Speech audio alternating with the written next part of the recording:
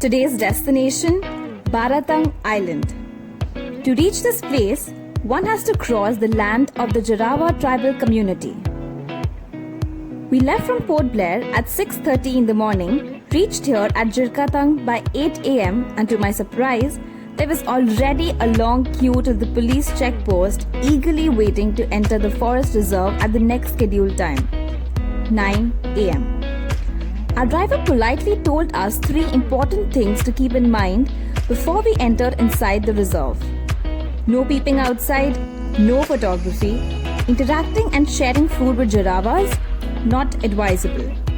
Well, to tell you a little bit about these lovely people, they lead a hunter-gatherer lifestyle in complete isolation, and their diet mainly consists of wild pigs, turtles, crabs, etc.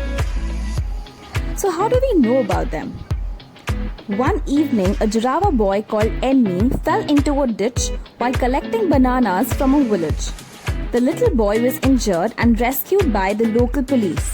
He was sent to Port Blair for treatment. During his stay, he developed a great bond with the doctors, nurses and the attendants of the ward. He started taking cooked food and even picked up a few Hindi words. Eventually, the Jarawa community was full of gratitude when he finally rejoined them back after treatment. The rapport developed with the boy helped the anthropologists and tribal welfare department in furthering contacts with the whole Jarawa community.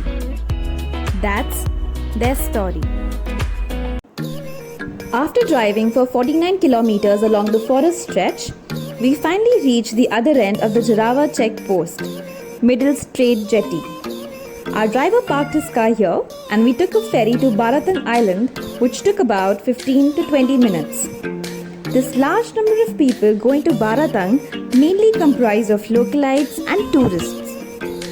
Some wanted to be the first ones to occupy the upper floor to get a beautiful scenic view and enjoy the breeze, while others didn't want to miss out a chance of grabbing a seat inside the covered area. It was very interesting how the ferry was large enough to accommodate buses, cars, bikes as well as passengers. After reaching Baratang Island, we took a speedboat to Limestone Caves and took about half an hour to reach our destination.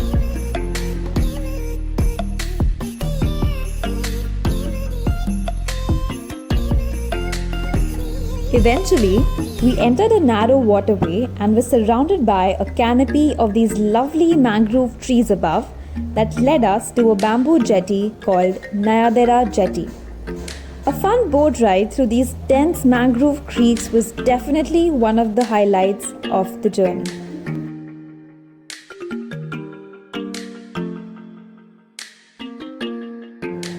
Our boat operator was our guide for the rest of the way, which was a pleasant 1.5 kilometer walk to the caves through a mesmerizing tropical forest.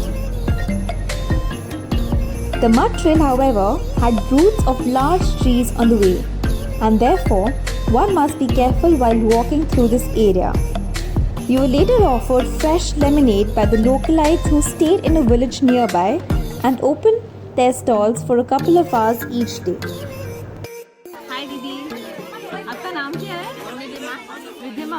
Nilima. आप यहीं पे रहते हो बारातंग में? यहीं पे रहते, गाँव है हमारा। ये आपका ही गांव है? इस गांव का नाम क्या है? नया डेरा। अच्छा, तो आप ये नींबू पानी कितने रेट में बेचते हो? 20 रुपये गिलास है। 20 रुपये पर गिलास। अच्छा, आपको कैसा लगता है? यहाँ पे कितने लोग रहते हैं? अच्छा लगता है। अच्छे लगते हैं। यहाँ पे कितने लोग रहते हैं इस विलेज में? ज़्यादा नहीं है, 8 फैमिली है और 40-50 लोग हैं। 40-50 लोग हैं, तो आप सब साथ में मिलजुल के अच्छे से खुशी रहते हो?